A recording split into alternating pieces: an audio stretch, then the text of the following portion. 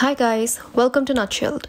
Today we're going to recap an episode from Black Mirror series called White Christmas. Spoilers ahead. Joe Potter awakens in a cabin on a snowy Christmas day, greeted by Matt Trent, with whom he works together at a small remote outpost. Joe finds Matt preparing Christmas dinner with "I Wish It Could Be Christmas Every Day" playing on the radio. Matt tries to get Joe to talk about why he accepted the job at the outpost, a topic they have never discussed in the 5 years they have worked together. Joe is reluctant to say anything and instead asks why Matt took the job. Happy with the conversation, Matt begins his own story. The story is set in a world where people can access the internet through an augmented reality device implanted in their eyes called the Z-Eye. Matt was once a dating coach who taught seduction techniques to single men who struggle to attract women. He directs one of his clients, the shy and socially awkward Harry, into gate-crashing an office Christmas party and communicates with him through the Z-Eye. They are then joined by a group call of other single men voicing their opinions and suggestions. Using the information Matt gathers from social media, Harry convinces the party guests that they know him, and he decides to try bonding with Jennifer, a quiet, attractive outsider who does not join in group conversations. With Matt's help, Harry manages to start a conversation with Jennifer, who admits she used to take drugs to fit in at parties, but not anymore, and that she is thinking of leaving the company after Christmas. She's nervous about which voice to listen to, the one saying do it or the other half telling her not to. Gaining confidence, Harry encourages her to be bold and go for it, to which she responds warmly. When she leaves to get a drink, Harry voices his doubts to the group about going through with the deceit. He argues with Matt out loud, and when Jennifer sees Harry seemingly arguing with himself, she asks him to come back to her home and kisses him. Thinking he's about to have sex, Harry agrees to go with her. Once they enter the bedroom, she offers him a strong drink, and as he tries to hold his liquor, she talks about how this drink will liberate them from the voices that watch them and try to get in their head. Harry and all the men watching gradually deduce that Jennifer has schizophrenia, has gone off her medication, and has just poisoned him. She mistakenly believes that Harry suffers from the same problem after hearing him communicating with Matt and decides they will escape the voices together through suicide. A weakened Harry desperately struggles to explain about the Z-Eye and the Watchers Club, but Jennifer assumes he's speaking metaphorically and forces a poison drink down his throat after drinking it herself. Matt's wife learns what he has been doing and becomes angry and fights with him. She then blocks him through the Z-Eye, meaning that they can no longer see or hear each other, and their audio is muffled and unintelligible, and where the person stands, there is only white static in the person's shape. Matt's wife breaks up with him and takes custody of their daughter, and Matt reveals that the reason he took the job at the outpost was to get away from his old life, stating that he didn't want to be surrounded by reminders. He reveals to Joe that coaching people into sexual encounters was merely his hobby and goes on to explain what he did in real job.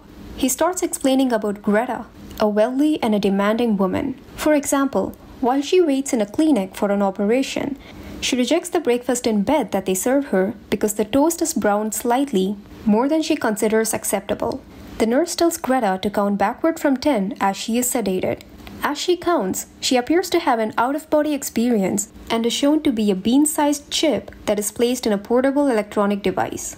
The device is returned to Greta's home, where her confused and terrified consciousness is greeted by Matt. He explains that she is not actually Greta, but a digital copy of her consciousness called a cookie designed to control the smart house and ensure everything is perfect for the real Greta so that she will never again face the dilemma of having something not quite to her liking or having to construct others about her exact desires. Matt then creates a virtual body for the digital copy and puts her in a simulated white room with nothing in it but a control panel. The copy refuses to accept that she's not a real person and rejects being forced into being a slave to all of Greta's petty desires. Matt's job is to break the willpower of digital copies through torture so they will submit to a life of servitude to their real counterparts. He accelerates the copy's perception of time, so 3 weeks pass in a matter of seconds and she is traumatized by her solitude in the room with nothing to do. Despite this, the copy still refuses to work, so Matt repeats the process and increases the time to 6 months. This drives her so mad with emptiness that when Matt reappears to her, she immediately submits to her new role. The next morning, the real Greta is awakened to her favorite music and her copy, whose spirit is completely broken, prepares Greta's breakfast exactly as she knows Greta likes it and shows her a list of her upcoming appointments. In the present day, Joe is disgusted by Matt making a career from torturing computer programs that were self-aware and conscious, even if they were merely artificial. Matt determines that Joe is an empathetic person and asks why he came to the outpost. Having loosened up with a drink, Joe says that his girlfriend's dad never liked him and explains his situation. Joe once had a long-term relationship with Beth, and when they were mostly happy, their main problem was Joe's tendency to act foolishly while drunk. One evening, while having dinner with their friends, Tim and Geeta, Joe notices Beth is withdrawn and seems to be in a bad mood. Later, while emptying the trash, Joe finds a positive pregnancy test and is overjoyed about becoming a father. Beth reveals she does not want to have the baby and is getting an abortion. Joe, who is still drunk, is heartbroken and, remembering she drank throughout the dinner, calls her selfish and guilty to trying to kill her child. Too upset to talk, Beth blocks him through her ZI, causing Joe to throw a vase across the room in anger before leaving the room. Beth leaves him the next morning without removing the block, preventing Joe from apologizing. He tries following her to work and meets Tim, who explains that she has left her job.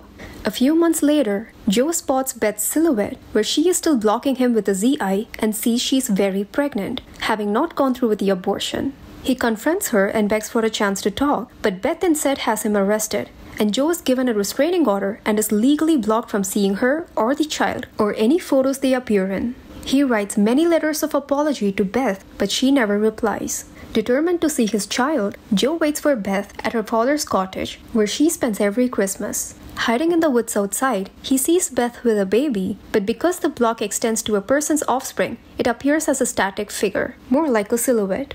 For the next 4 years, Joe goes to her father's cottage every Christmas to watch his child from the woods and leave anonymous presents on the doorstep, and despite the block, he eventually figures the child is a girl. One day, while watching the news, Joe learns that Beth has died in a train crash. This causes the legal block to expire, so Joe can finally see his daughter. Heading to the cottage with a snow globe as a present, Joe spots the girl in the garden and cautiously approaches. However, the child has East Asian features, and Joe realizes Beth was cheating on him with Tim, which is why she wanted an abortion and refused to let Joe to be a part of his daughter's life. Devastated, Joe follows the girl into the cottage and confronts her grandfather, who admits that he destroyed the letters Joe wrote before Beth could read them.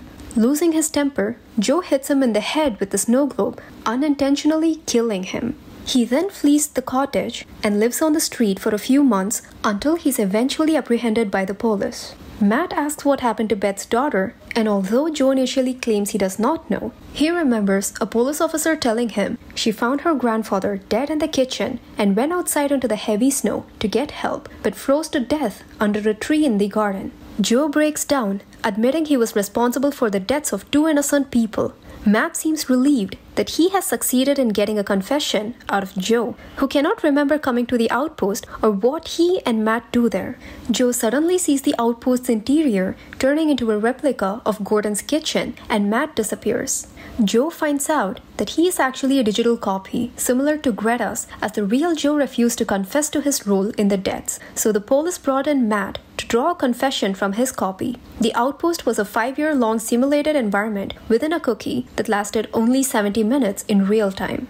As the real Joe is charged with deaths, Matt asks the police if he will be freed, having been arrested himself for his illegal seduction coaching, the involvement in Harry's death, and concealment of his role.